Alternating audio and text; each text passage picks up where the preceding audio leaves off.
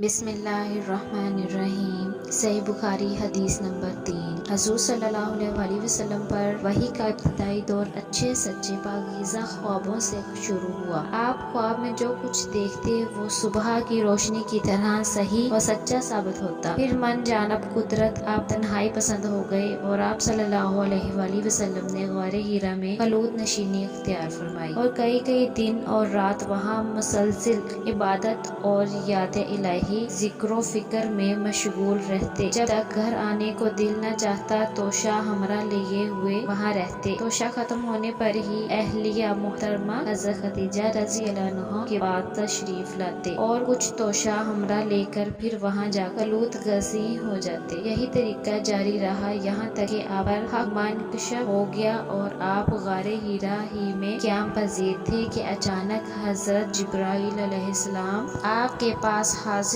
ہوئے اور کہنے لگے کہ اے محمد پڑھو۔ آپ فرماتے ہیں کہ میں نے کہا کہ میں پڑھنا نہیں جانتا۔ آپ صلی اللہ علیہ وسلم فرماتے ہیں کہ فرشتے نے مجھے پکڑ کر اتنے زور سے بھینچا کہ میری طاقت جواب دے گئی۔ پھر مجھے چھوڑ کر کہا کہ پڑھو۔ میں نے پھر وہی جواب دیا کہ میں پڑھا ہوا نہیں ہوں۔ اس فرشتے نے مجھ کو نہایت ہی زور سے بھینچا کہ مجھ کو سخت تکلیف محسوس ہوئی۔ پھر اس نے کہا کہ پڑھ۔ میں نے کہا کہ میں پڑھا ہوا نہیں ہوں۔ فرشتے نے تیسری بار مجھ کو پکڑا اور تیسری مرتبہ پھر مجھ کو بھینچا۔ پھر مجھے چھوڑ دیا اور کہنے لگا کہ پڑھو اپنے رب کے نام کی مدد سے جس نے پیدا کیا اور انسان کو خون کی پھلی سے بنایا۔ پڑھو اور آپ کا رب بہت ہی مہربانیاں کرنے والا ہے۔ بس یہی آیتیں حضرت جبرائیل علیہ السلام سے سن کر اس حال میں غار ہیرا سے واپس ہوئے کہ آپ کا دل اس انوکھے واقعہ سے کانپ رہا تھا۔ آپ حضرت خدیجہ کے ہاں تشریف لائے اور فرمایا کہ مجھے کمبل اڑا دو، مجھے کمبل اڑا دو۔ لوگوں نے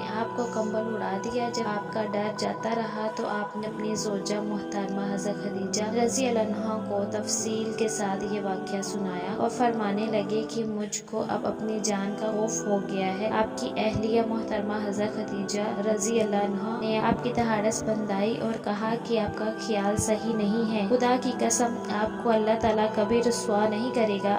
آپ تو اخلاق فاضلہ کے مالک ہیں، آپ تو کنبہ پرور ہیں، بے کسوں کا بوجھ اپنے سر پر رکھ لیتے ہیں، مفلسوں کے لیے آپ کماتے ہیں، مہمان نوازی میں آپ بے مثال ہیں اور مشکل وقت میں آپ امر حق کا ساتھ دیتے ہیں۔ ایسے اوصاف حسنہ والے انسان یوں بے وقت ذلت و خواری کی موت نہیں پا سکتا۔ پھر مزید تسلی کے لیے حضرت خدیجہ رضی اللہ عنہا آپ صلی اللہ علیہ وسلم کو ورقہ بن نوفل کے پاس لیے گئیں جو ان کے چچا زاد بھائی تھے اور زمانہ جاہلیت میں نصرانی مذہب اختیار کر چکے تھے اور عبرانی زبان کے کاتب تھے۔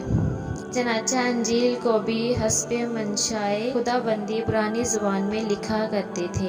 انجیل سریانی زبان میں نازل ہوئی تھی، پھر اس کا ترجمہ عبرانی زبان میں ہوا۔ ورقہ اسی کو لکھتے تھے۔ وہ بہت بوڑھے ہو گئے تھے یہاں تک کہ ان کی بہنائی بھی رخصت ہو چکی تھی۔ حضرت خدیجہ رضی اللہ عنہا نے ان کے سامنے آپ کے حالات بیان کیے اور کہا کہ اے چچا زاد بھائی، اپنے بھتیجے محمد صلی اللہ علیہ وسلم کی زبانی ذرا ان کی کیفیت سن لیجئے۔ وہ بولے کہ بھتیجے آپ نے جو کچھ دیکھا ہے اس کی تفصیل سناؤ۔ چنانچہ آپ رضی اللہ عنہ آپ صلی اللہ علیہ وسلم نے از اول تا آخر پورا واقعہ سنایا، جسے سن کر ورقہ بے اختیار ہو کر بول اٹھے کہ یہ تو وہی ناموس معزز رازدان فرشتہ ہے جسے اللہ نے حضرت موسیٰ علیہ السلام پر وحی دے کر بھیجا تھا۔ کاش میں آپ کے اس عہد نبوت کے شروع ہونے پر جوان عمر ہوتا، کاش میں اس وقت تک زندہ رہتا جب کہ آپ کی قوم آپ کو اس شہر سے نکال دے گی۔ رسول کریم صلی اللہ علیہ وسلم نے یہ سن کر تعجب سے پوچھا کہ کیا وہ لوگ مجھ کو نکال دیں گے حالانکہ میں تو ان